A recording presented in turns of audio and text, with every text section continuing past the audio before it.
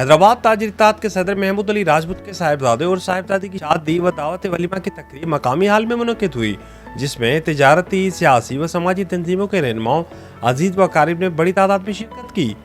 तकरीब में साबिक़ रुकन कौमी असम्बली साबिर हुसैन कैमखानी, हिलाल अहमद हैदराबाद के चेयरमैन महमूद अली कैमखानी, ऐवान तिजारत व सनत के सरपरस्त इकबाल बेग, सदर अदिल सिद्दीकी, स्मॉल चैम्बर के सदर फारूक शेखानी, असलम खान देसवाली, ज़ैब अब्बासी चौधरी, निज़ामुद्दीन आराई, अब्दुल रशीद कुरैशी, सिकंदर राजपूत, फ़हीम नूर वाला, फरीद राजपूत, मोहम्मद हारून सामरी, आसिफ कुंचवाला,